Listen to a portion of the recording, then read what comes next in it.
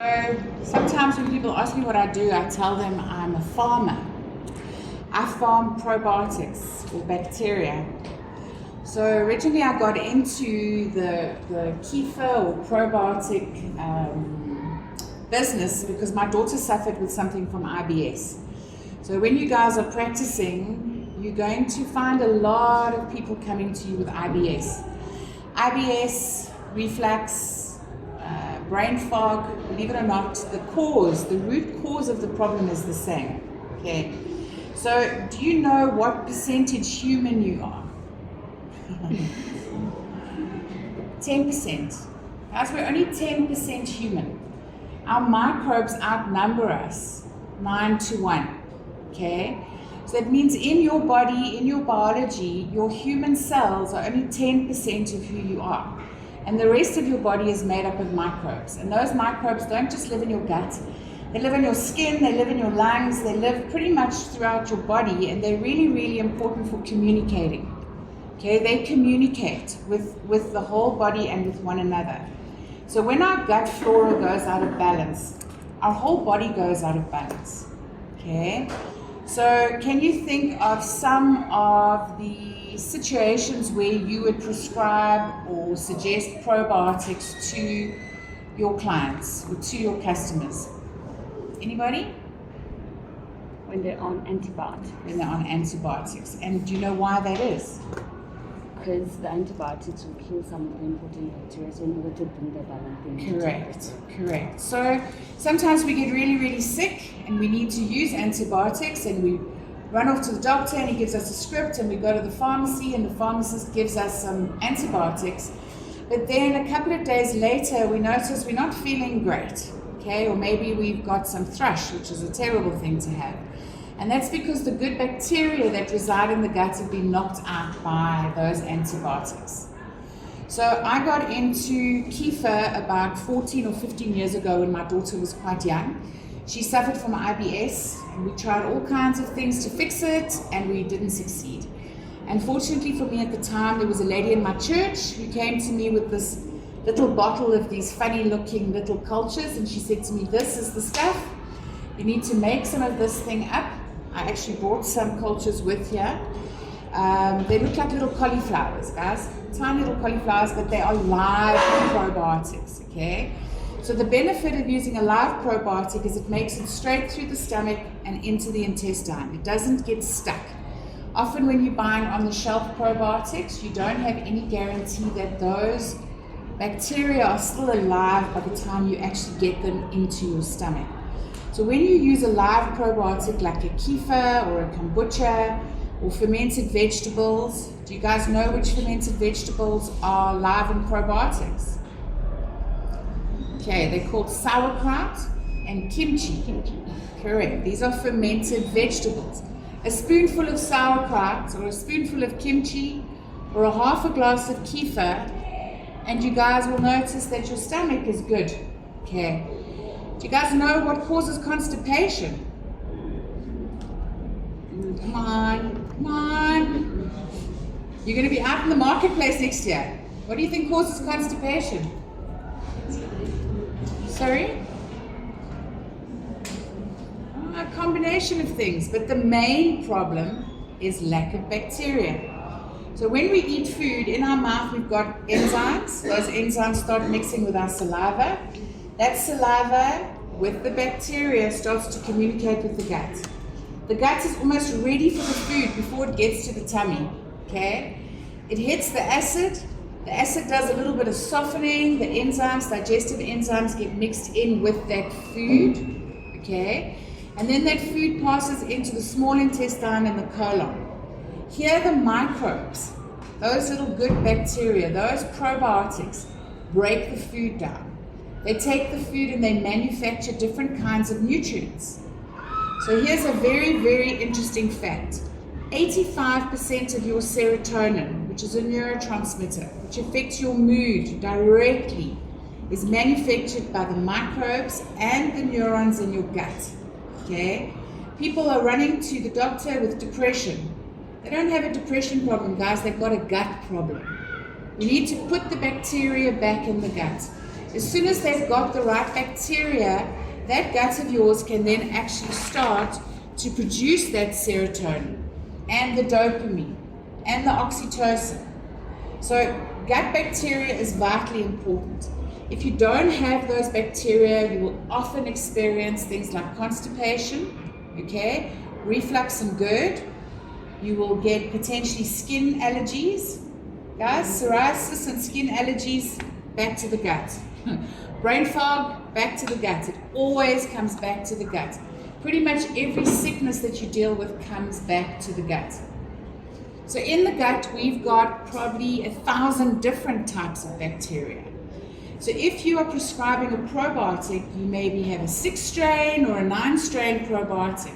But if you've got 1,000 different types of bacteria in your gut, and you're only giving someone a 6 or a 9 strain, they're not getting as much diversity as they need. So we make a product called Kefir, okay? We do water kefirs and milk kefirs. Okay, these we use live cultures to ferment. So we do a fermentation process. We ferment the milk or we ferment the water, and we then allow those bacteria to actually come through into the finished product.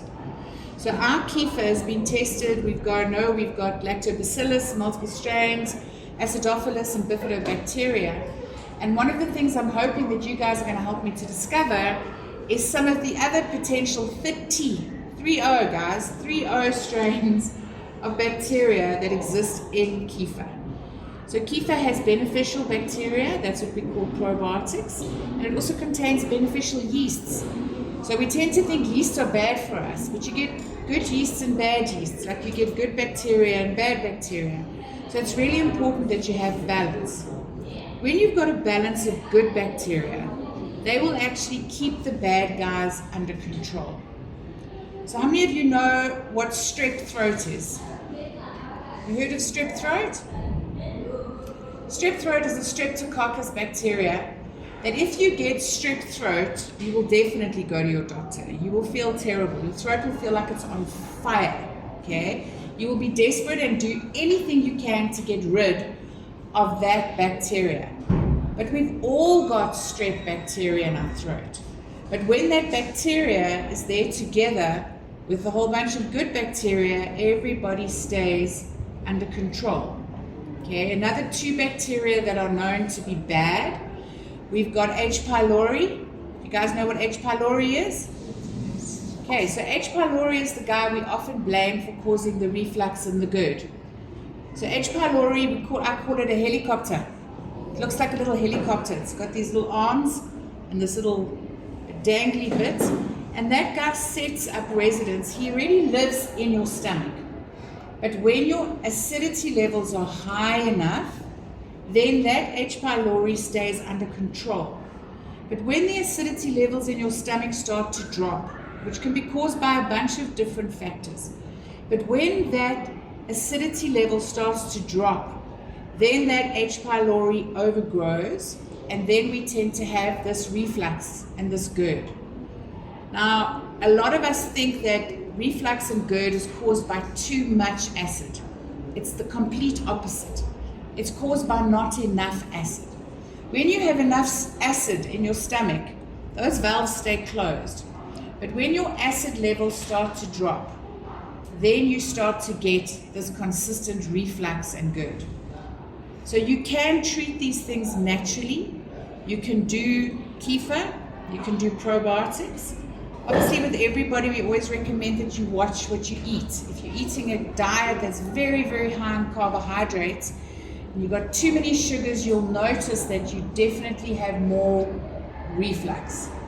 Okay, so the other bacteria, the third one I was going to mention is Candida. I'm sure you've all heard of Candida and a Candida overgrowth. So Candida also exists in our tummy. We've all got Candida. But those Candida are kept under control by the good guys. The bifidobacteria, the acidophilus, the lactobacillus, they keep that Candida under control, and then we don't have a problem. If, however, the Candida gets overgrown, We have symptoms like, can you guys mention some of the symptoms of an overgrowth of candida? Do you know? In a baby, it would be that white on the tongue, or maybe in the mouth, okay? In ladies, it'll be thrush. You might have very, very bad skin issues, lots and lots and lots of scratching. So with candida, I can't tell you what the pharmacist's solution is, but I know from a health practitioner point of view, you would usually get the people to cut all sugar from the diet. Because candida is like a nyope addict, okay? That thing sets up in your stomach and it demands sugar. It wants sugar. All the time you're craving sugar. You can't help yourself. You just want to eat sugar, cakes, bread, pap, chips, rice, more. That's actually the bacteria that is communicating and telling you what it wants. So if you think you are in control, guys, we're not in control. The bacteria are in control. Those bacteria demand certain foods, okay? So do you know what bacteria eat? What do bacteria eat, guys? Bacteria eat prebiotics. Prebiotics are insoluble and soluble fiber, okay? So you're going to get a client or a customer coming into the pharmacy. They're going to tell you they've got a bit of a constipation or a diarrhea problem, and you're likely going to send them home with some kind of fiber, okay? Because fiber is what your prebiotics, it's called a prebiotic, and those bacteria, those good bacteria, eat prebiotics. So it's very, very important that you have enough fiber in your diet. We get fiber from vegetables, fruit. So drinking a glass of juice versus eating an apple, you're going to get more from the apple because the apple actually has the fiber. Remember, you need to feed those bacteria. You need to keep them healthy. You want to have a lot of them.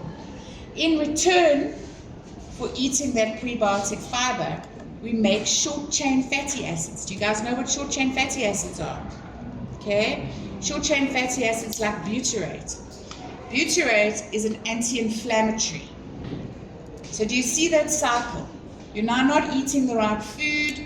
Your acidity levels feels like they're climbing up in your throat, but actually you don't have enough acidity, so you're not breaking down, especially complex carbohydrates and proteins. Okay? So you want to get that acidity level up. Something you can do to help you there is before a meal, you can have a little bit of apple cider vinegar, which has also got probiotics in it. Okay, that will help you to just increase the stomach acid slightly. So you do that to help you with your digestion. Now you've eaten your food, it's going into the tummy, the enzymes are getting involved. Now it's going into the small intestine and the colon where the bacteria are starting to work together with those prebiotics. If we don't have those bacteria, constipation or diarrhea, okay? Guys, the first port of call, please, is probiotics for constipation. It usually fixes it really, really quickly. Have you guys heard of something called the gut-brain axis? Do you know about the gut-brain axis? Your stomach communicates with your brain way more than your brain communicates with your stomach. Okay? If this thing is interfered, your vagus nerve, which runs all the way up and down here, is your main communicator. If your gut is not working properly, your brain is not going to work properly. So I have more and more customers coming to me and asking me, please, I'm suffering from this. Then I ask them a couple of questions. Have you got backache? Lower backache, okay? Often a sign of a inflamed colon will be a lower backache, because if you think about it, your colon is pushing against the back of your spine, okay? Now you've got that constantly heavy feeling. How many times a day should we go to the toilet and make a number 2? Do you guys know? How many times do you eat a day? 3 times a day. Okay. So let's say maybe all of that goes into one bowel movement. You should be pooing at least 1 time a day. Okay? If you are pooing once every 3 or 4 days or once a week, you're constipated. If you're sitting on the toilet and you're going, you're constipated, okay? Your tummy's not working properly. Now remember, inside your tummy, you should have you got these little villi, okay? So you got the colon and you got the little villi. They should be free to move. They are surrounded by a nice thick mucus layer. And that mucus layer has got all those microbes. And all those microbes are working together with your neurons in your gut. They're producing hormones, they're producing neurotransmitters, they're manufacturing nutrients. That's when the gut is working. If that tummy starts getting clogged up because you've got last week's food still in there, and you're developing something called a mucoid plaque, do you think you're going to be getting the nutrients from your food? No. Okay, so you're eating, but you're not feeling great. Your energy levels are not where they should be. Your brain's not working. You've maybe got a little bit of a snotty nose on a regular basis, or you keep coming down with infections. You're running to the doctor because you don't feel well, and the doctor's treating your symptoms, but the root is still the gut. It's always the gut. Pretty much every single sickness, guys, including MS, starts in the gut. Okay. Now, if these little villi are all clogged up, okay, and they start getting swollen and inflamed, we then get something called the leaky gut. Okay. Now, in your stomach, you've got your stomach lining with your villi. The lining of the tummy, does anybody know how thick, how many cells thick that lining is? 1 cell thick, guys.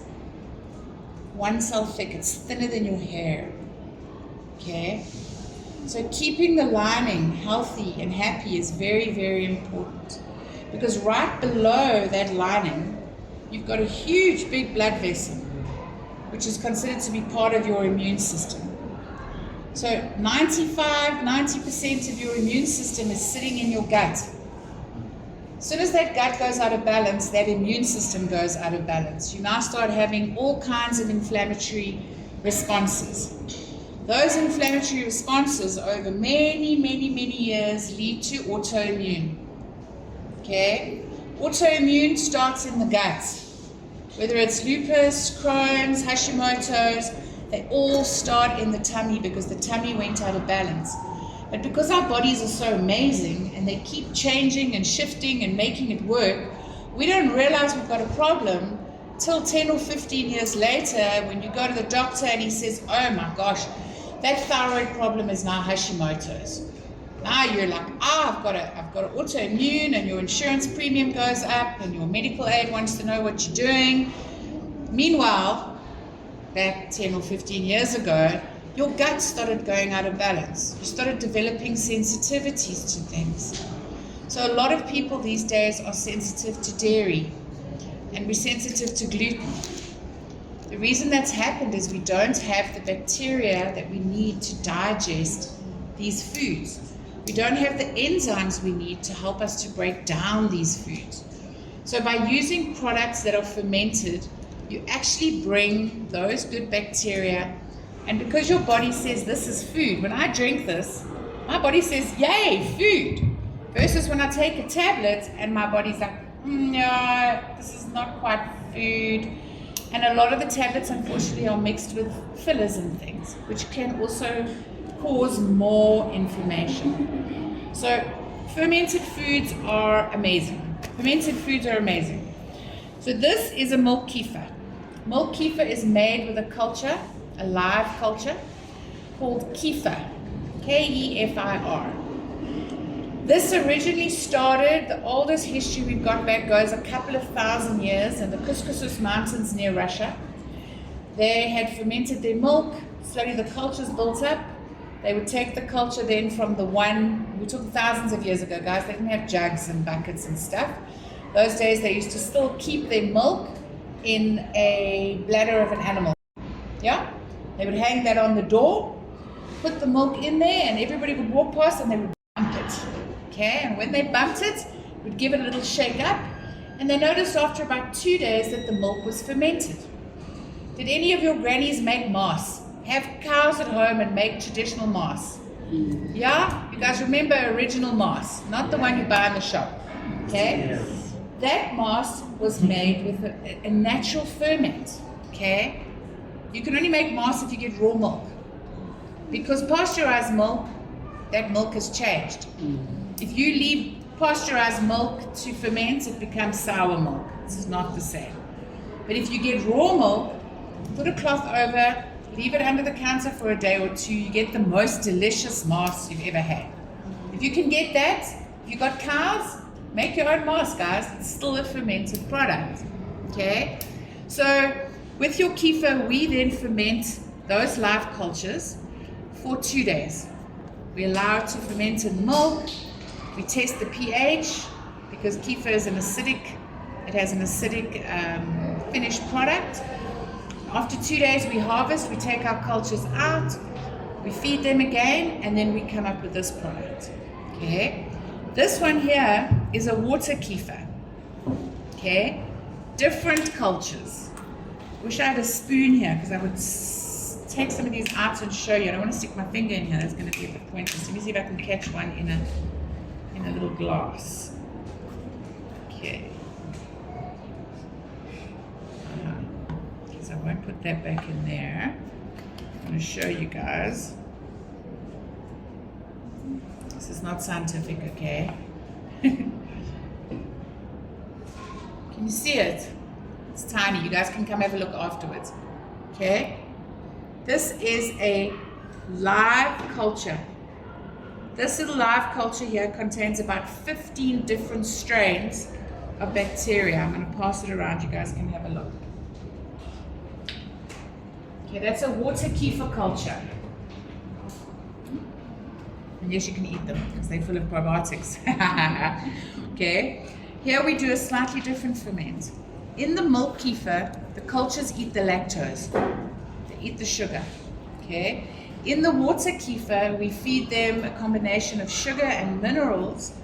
We ferment for 3 days, and they then, in return, give us back a live probiotic drink.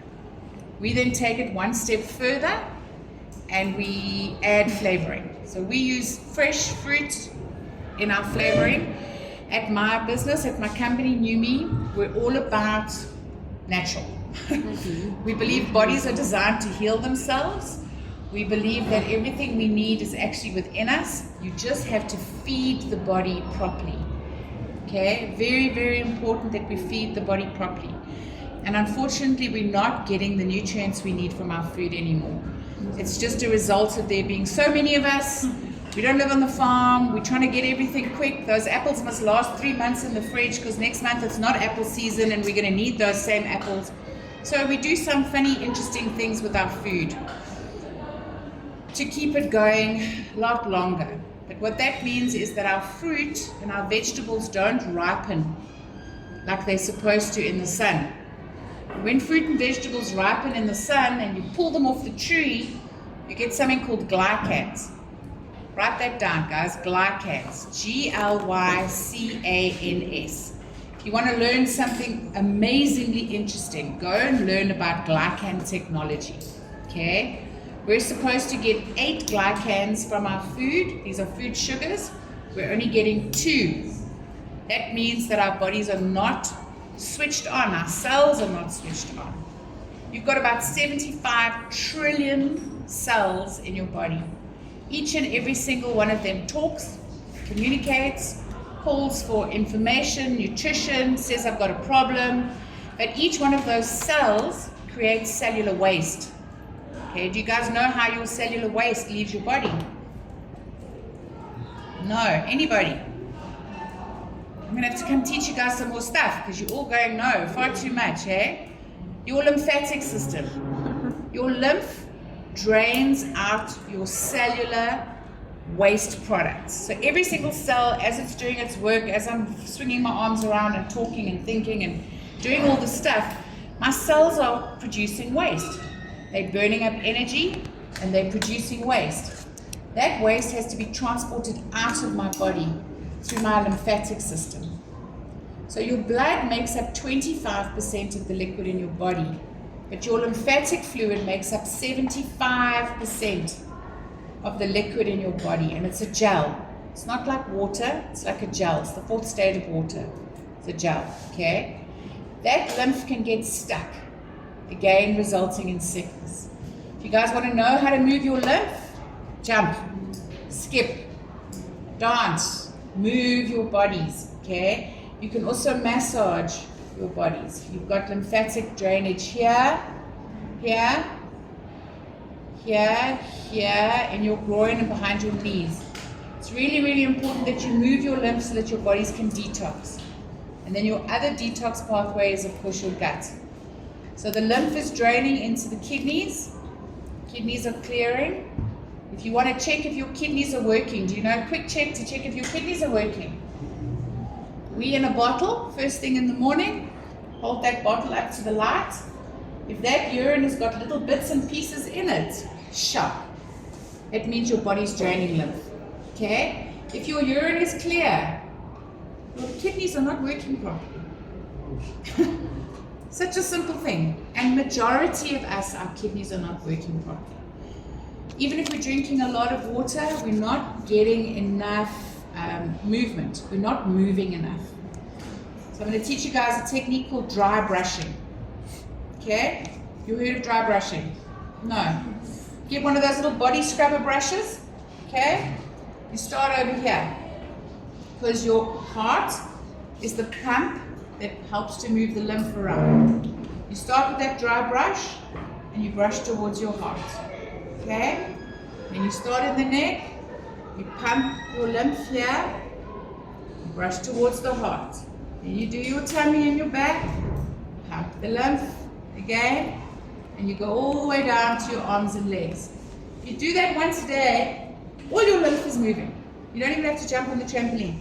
Okay? But jumping a little bit helps. Skipping. Okay.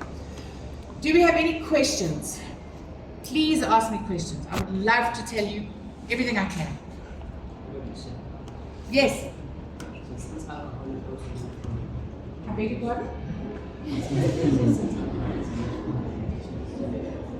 That's a good question. Okay, his question was, since alcohol is fermented, is it good for us? Okay. So I know the answer to that question because I have a new product that I've just launched called Drinking Buddies. Have I got any of them? Yeah, I do. Drinking Buddies. Okay? Because I also like to drink. I also like to party. But what kills bacteria, guys? Alcohol. Yeah? Alcohol kills bacteria. So when we're drinking alcohol, we're killing the microbes in our gut. Solution? Drink some kefir.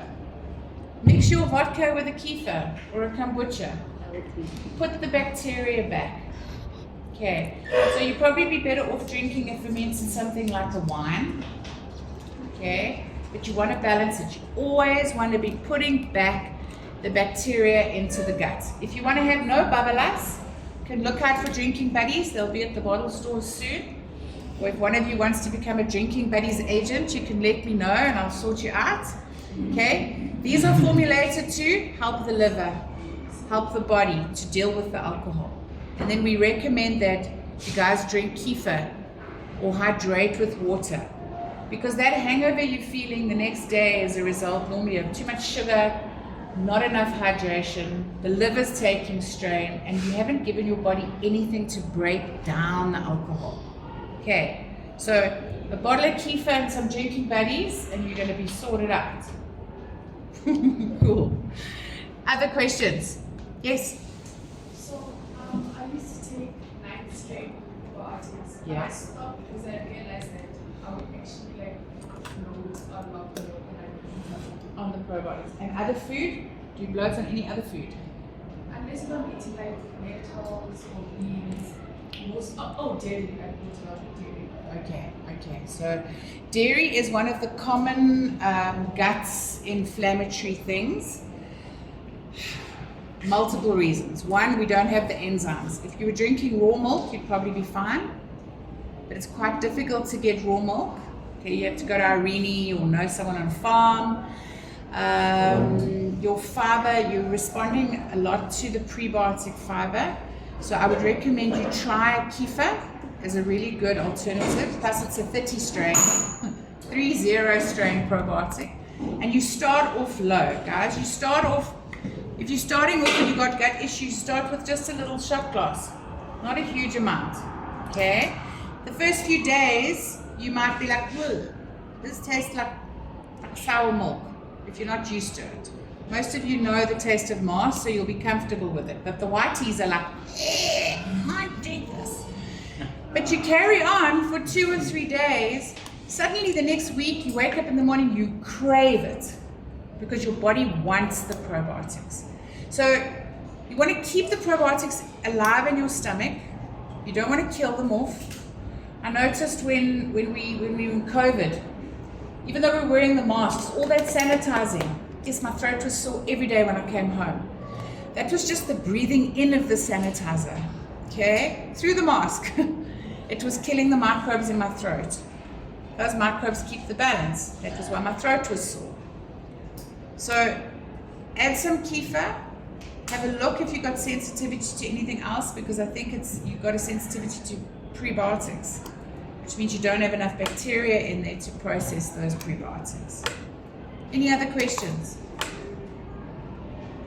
Come on, there's so many of yours, so many of you. Nothing. Yes. Is it okay if when I drive, I'm not waking up? Perfect. That's actually the sign of a healthy poo, guys. A healthy poo is a poo that goes slop. Okay? A healthy poo is a soft poo. There's something called the Bristol poo chart. Have you guys seen it? It's quite cool. You got diarrhea on the one side, and you got those little boktrolls on the other side. Okay? Somewhere in the middle there's the perfect poo. The perfect poo, when you wipe, there shouldn't be any poo. Because it goes plop and it ends. Yeah? That's a perfect poo. So well done on perfect poos. Perfect poos are good. They're really, really important. Okay. You get some people that have got an IBS that goes from a runny tummy to constipation. They're always moving from one to the other. Microbes. They need more microbes. Okay? Cool. I need a question from this side somewhere over here. There must be something you want to know. Anything. Okay, ladies, have you ever heard of people using yogurt for thrush? Yes. This stuff is like yogurt on steroids. Okay. Way better. Now that is bacteria. Okay? Bacteria caused the problem. We need to reintroduce the good bacteria. So here's a really, really, really interesting story. When a mommy is pregnant, okay, so she's now nearing, she's 8.5 months, the pH in her vagina starts to change and the bacteria start to change. She suddenly becomes predominantly lactobacillus, okay, because she's going to have a baby and the baby's going to need to digest milk. When that baby's born, naturally, the baby is coated in bacteria. Inside his ears, eyes, nose, mouth, his skin. And that baby comes out pretty much balanced. When we have babies born by cesarean section, they don't get that advantage.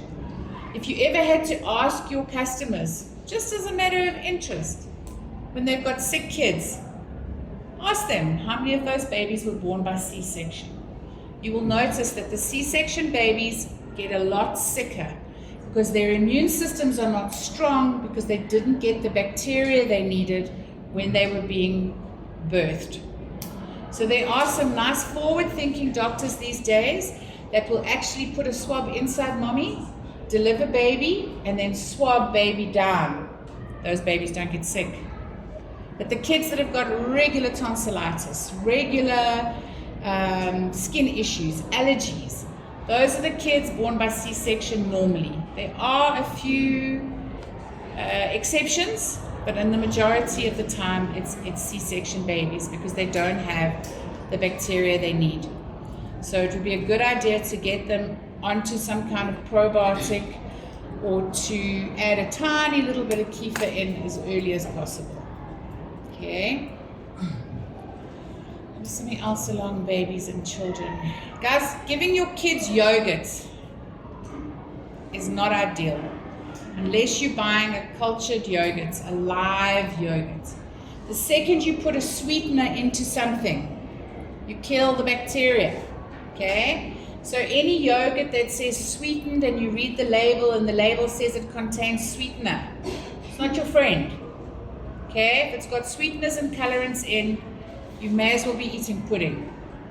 It's no good. So we've got lots of kids, parents send them with yogurt to school, kids have got constant snot. The yogurt's causing the snot because the yogurt doesn't contain the bacteria that they need. If they want to, they can just put a tablespoon of kefir into the yogurt and the yogurt will then be alive again. So if you're buying yogurt, please make sure it's got live strains, make sure it's got no colorants and it's got no sweeteners in. What other things do you think kill bacteria that we take in every day? Yeah? Toxins. Toxins. The toxins we breathe in. Okay? We're surrounded by roads, there's traffic. We're breathing in toxins. We're using devices. We've got Wi-Fi. Toxins. The products we use on our hair and our skin, those chemicals, are killing the bacteria that's on your skin and inside your body. Try as best as you can to please use products that are as natural as possible. Okay, especially on your body. You've got a lymphatic system here. You take a tin of poison that smells really nice and you spray it straight into your lymph. And then a couple of years later, you notice you've got breast cancer. It may be related. It might be. It might be. Okay? Ladies, watch out for soaps, bath oils, bubble baths. Not your friends. Not your friends. Okay? Anybody have skin issues? Itchies, psoriasis, allergies, gut. Fix that gut. I promise you'll see a huge difference. And you don't need to drink bottles, guys. You need 100 mils a day. 100 mils a day of kefir, kombucha, tablespoon of sauerkraut is going to give you more probiotics than you're getting from those pills. Reflux, same thing. Sort out the bacteria, sort out the stomach acid. Tablespoon of apple cider vinegar with a little bit of water before a meal. And drink some kefir. It's going to sort it out. Any other questions? No. Who would like to taste some of these? Wait, another one. Yes. Products. So you can go onto our website, which is NUMESA, NUMESA. Please go and like our Facebook page. I've got a whole list of retailers there that you can find the product. You can also buy the cultures from us. Okay? We don't believe in holding this to ourselves. We will sell you guys the cultures and you can make your own. Making sauerkraut is really easy. You need a cabbage and you need some salt and you need a jar and you need some water. That's it. Okay? And within a week or two, you've got a whole jar of sauerkraut. Lots and lots of YouTube videos. Make your own sauerkraut. One of the best things you can do is to actually take your health into your own hands and learn about these things. Make them yourself. You know, if you've got a gogo at home complaining all the time, she's sore and she's stiff, here we go, gogo. Give her that little bit of kefir every day. If you're eating pup, please, I beg you, put some kefir or at least some mass into your pup. Give your tummy an opportunity to break down those carbohydrates that you're eating. Okay, you'll see it'll aid your digestion. You'll have less sugar cravings and you're less likely to pick up weight. Yeah? Cool. Can a lack of bacteria make us fat? Hell yeah. You know why? Remember I spoke about the lymphatic system earlier on. Okay, and draining. We spoke about the bacteria breaking down the food and inflammation in the gut. If you start getting inflammation in your gut and your lymphatic system is not draining, so you now become highly inflamed, okay? You're acidic. Your lymph is not draining. You might notice that even though you're eating very little, you're really chubby. And you're like chubby that when I push on you, it feels like you're a marshmallow, okay? Guys, that's a sign of a gut problem and a lymph drainage problem. Those are fixable. Dry brushing, bouncing, a little bit of fermented foods. That's it. Okay, your health is in your hands. You're going to have so many people coming to you, standing with you while you're pharmacists. You're trained to just give them a pill. I ask you, I beg you, and I implore you. Learn more about natural medicine so that you can give people solutions that will heal them and not turn them into drug addicts. Because when you're taking a handful of chronic medication, you're a drug addict. Your body relies on all these medicines because the one fixes the problem and then another problem comes. Then you take a pill for this problem and there's 3 more problems that come. Okay? You need to go to the root, and the root is almost always the gut. I hope that was helpful. If you got any more questions, one more. Okay, I just want to ask if one has a chronic tonsillitis or diabetes, can they take that? They can. Okay, so remember your tonsils and your appendix are little incubators for bacteria. They manufacture good bacteria as well. When we remove our tonsils and our appendix, we're actually compromised because now we don't have these little incubators to hold and manufacture. For chronic tonsillitis, what you can often do is that clearing of the lymph. Okay, so over here you've got like a little pump, a little lymph pump. So you just pump it like this. Show me all how you pump it. Just show you in your clavicles. You just pump it. Okay? So your throat is sore. You can feel the glands are swollen. Pump, drain. Not too hard. Pump, drain. Clear it out. Your tonsils are your friend. Okay. There's a fantastic product called Tonsillit. Tonsillit.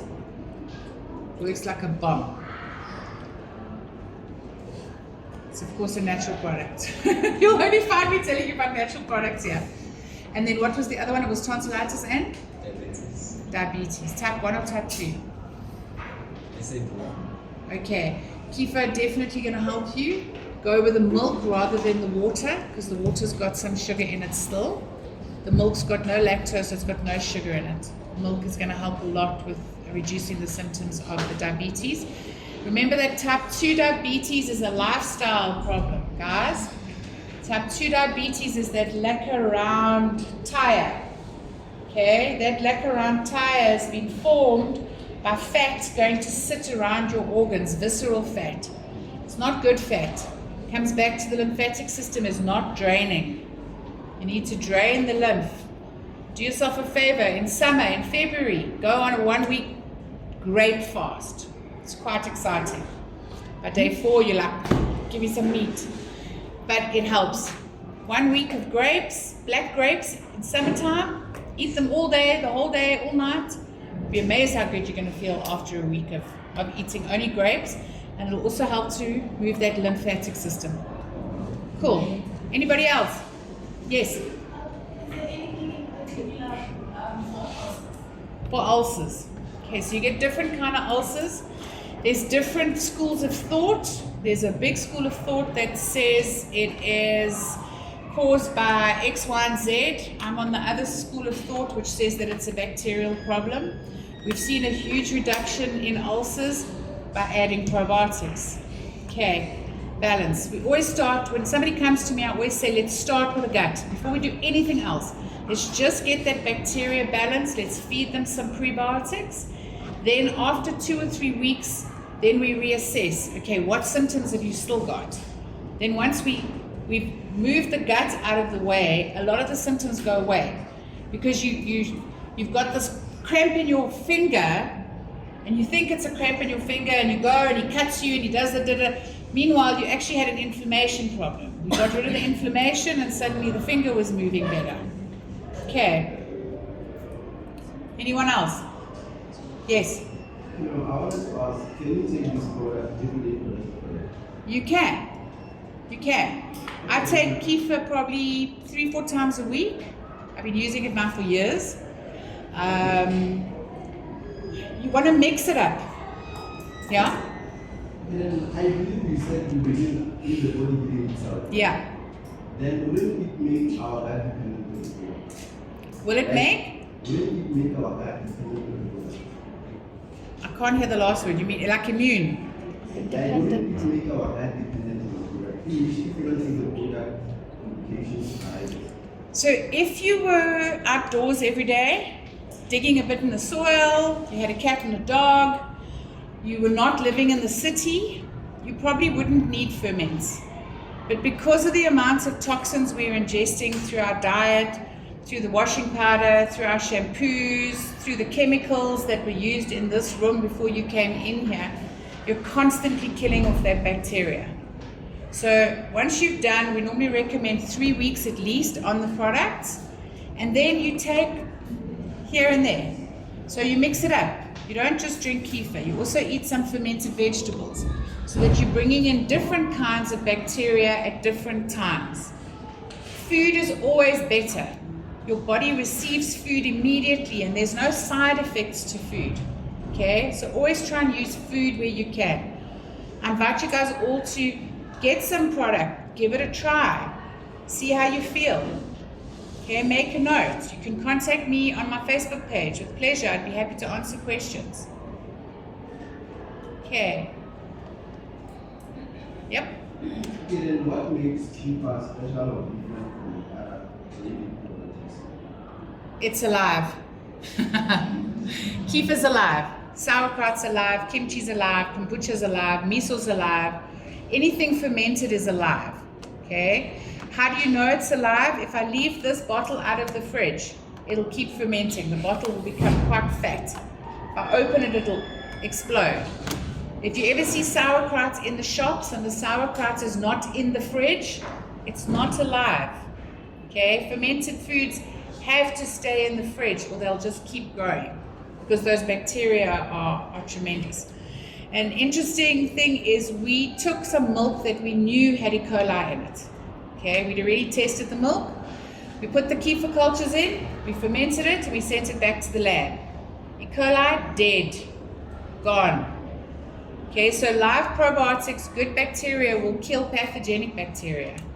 If you're gonna go to the dam, if you're gonna swim in the sea, if you're gonna do something where you're gonna be exposed to lots of hochos, please, a little bit of kefir is gonna sort those bacteria out and you're not gonna get the runs for the next 3 days.